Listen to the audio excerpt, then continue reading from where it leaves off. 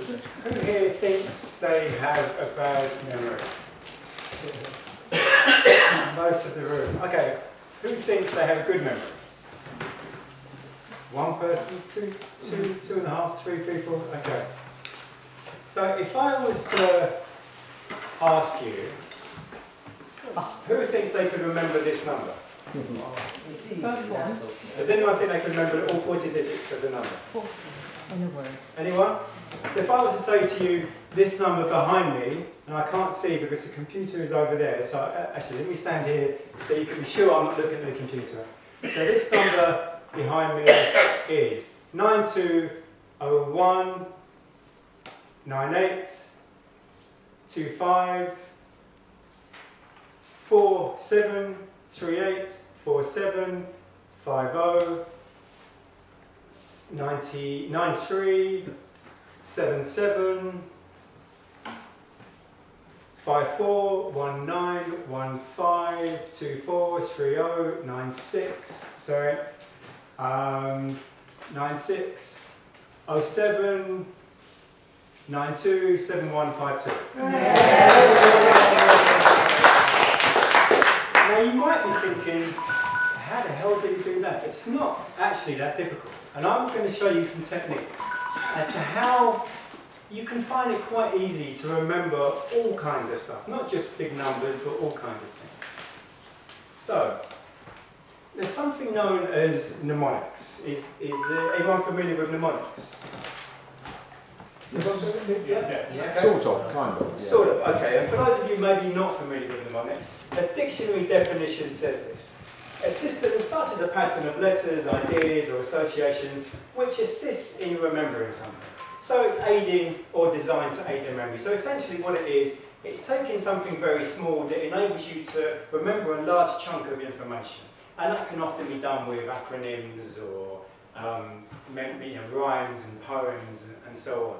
And so again, as an example, if I was to say to you, remember, remember, you would say, there you go.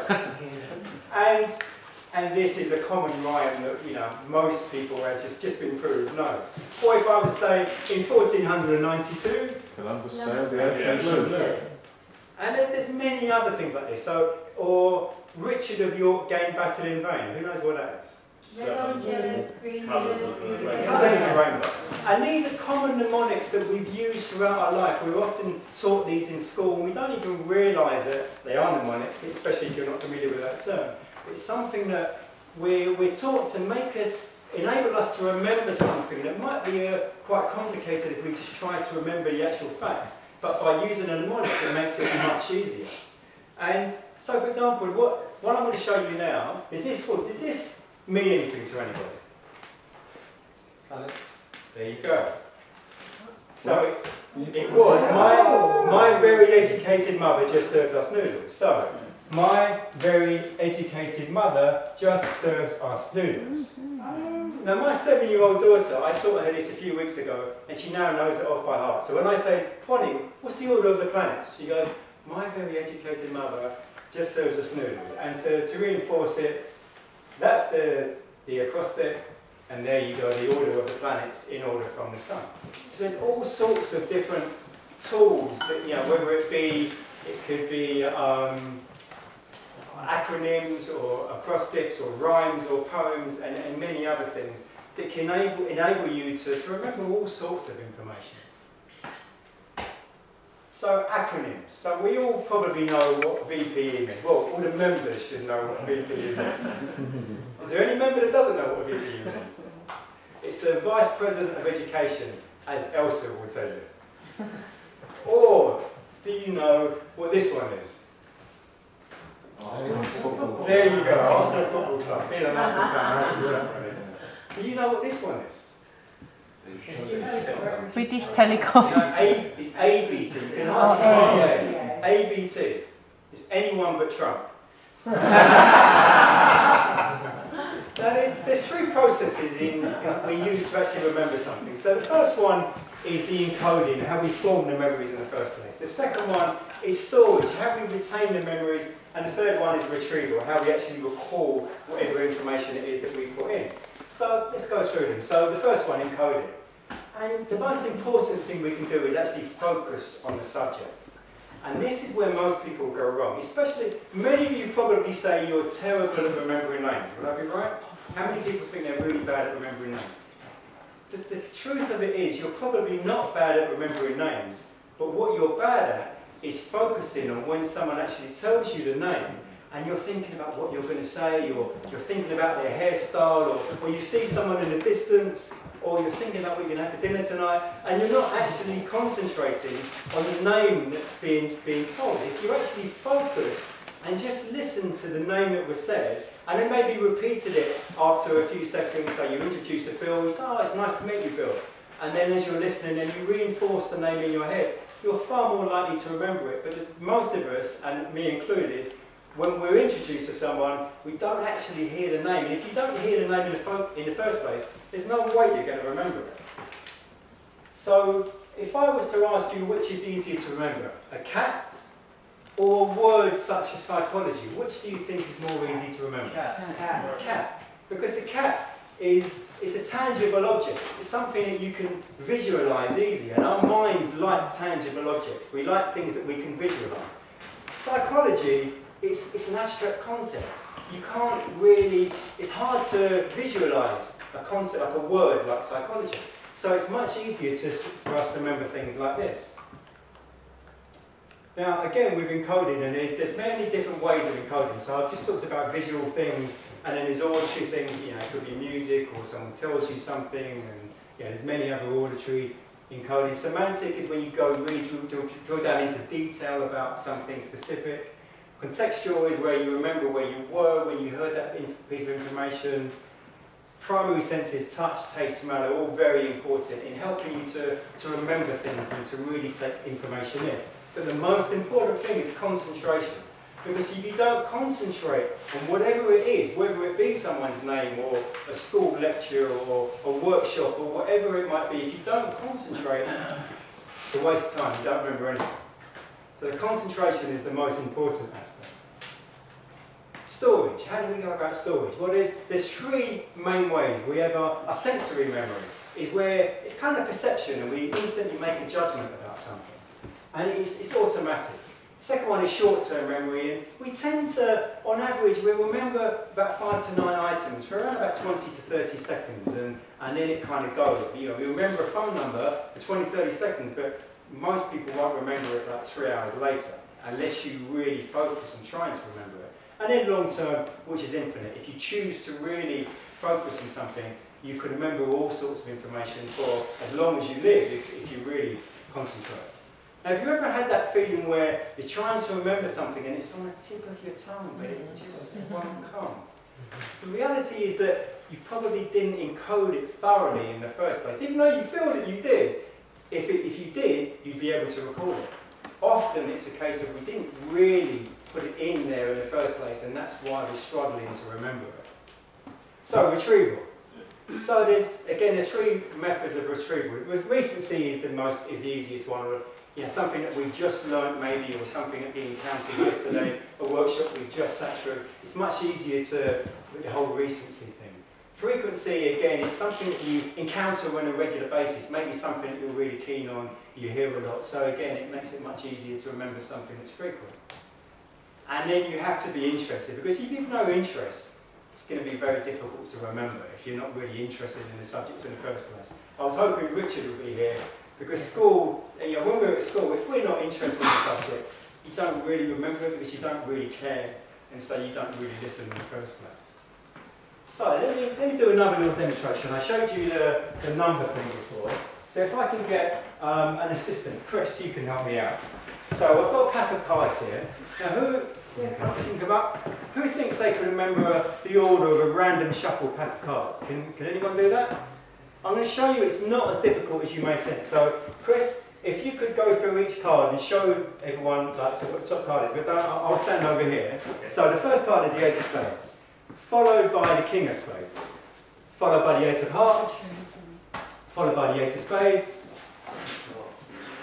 followed by the Nine of Diamonds, followed by the Queen of Clubs, followed by the Six of Diamonds, followed by the 10 of hearts, followed by the 2 of spades, 3 of diamonds, 10 of diamonds, Jack of hearts, King of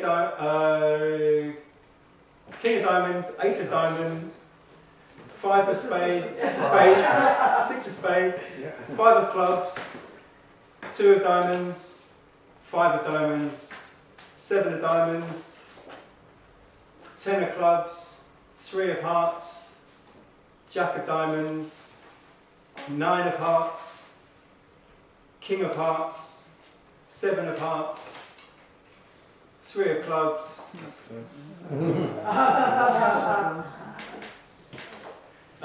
the 7 of spades, Queen of spades, 9 of spades, 5 of spades, 4 of diamonds, 8 of clubs, the Queen of diamonds, the Ace of hearts, the 7 of hearts, King of clubs, the 6 of hearts, Jack of clubs, the 2 of hearts, followed by the 4 of hearts, the Jack of spades, 3 of spades, 7 of clubs, Queen of hearts, 8 of diamonds, 10 of spades, 9 of clubs, 2 of clubs, 4 of spades, 6 of clubs, 4 of clubs, and the Ace of clubs. And then the next part is the Ace of spades, which we'll start to look at. Now that might seem difficult, but it's not actually, because it's all you need to do is you just turn down there. There's many systems you can use. So, for example, it's something known as the dominant method, which is what I just used to remember all of that. And so it's where you take numbers, and numbers on their own can be very difficult to remember.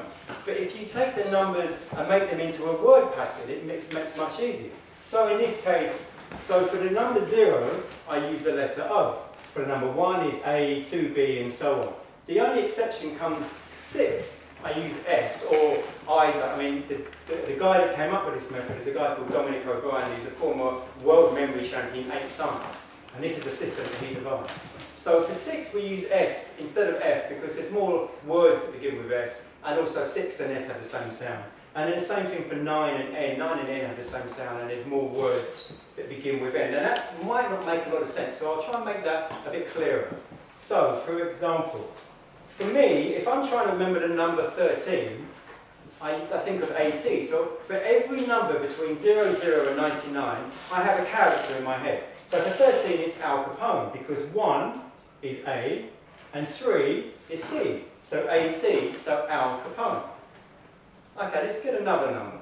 So if I wanted to remember 70, I might use Jill Ornstein, because 7 is G, and O is 0. So Jill Ornstein. Or let's take it 5 and 3. Could be Elsa. So 5 is E, C is C. And just to round it off, in my system I always use, if I'm trying to remember 42, it's David Bowie. So now you might be thinking, yeah, but this still doesn't make sense. So let's say you had to try to remember this number, 13705342. Now which is easier? Remembering that number or coming up with a little story where Al Capone goes to shoot Jill and then Elsa comes in and saves her by playing a really loud piece of David Bowie music? Now which is easier to remember, that little story or 13705342? It's easier to remember the story once you remember the characters, and that's something you need to do over time.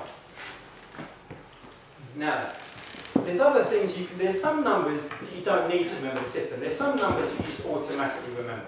For me, 10 I associate with Maggie Thatcher. She seemed to live at number 10 for decades. Yeah. And there's numbers that would be maybe a house that you used to live in, or maybe your daughter's birthday, or whatever it might be. So again, for me, 07 James Bond. Everyone knows 007 James Bond. 03 for me, if I'm trying to remember number 3, it's C3PO. I'm not a Star Wars freak, but for some reason I just always remember C3PO. And 99 Prince, the song 1999. So if I try to remember the number 10070399, I will just come up with a story where Maggie Thatcher does something to James Bond C3PO comes and does something and Prince does something at the end, and then I can remember that number.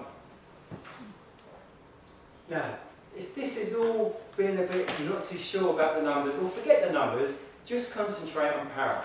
And para is poems. So we had an example of a poem earlier. Acronyms, so VPE and ABT and so on. Rhymes, you remember the 5th of November. And acrostics, so that was like my very educated mother just serves us noodles. So if you're struggling to remember para, just visualise a parachute coming into your brain to help you remember one of those things, to remember whatever piece of information it is. And then it can become a bit easier. Now, I haven't gone deep into detail on some of these things simply because I haven't got enough time. Because although the speech time allocated to this is 15 to 20 minutes, I'm trying to make it much shorter so that we don't all go home at midnight. But there's a great book. If this does intrigue you and you'd like to know more, there's a great book called How to Remember Anything.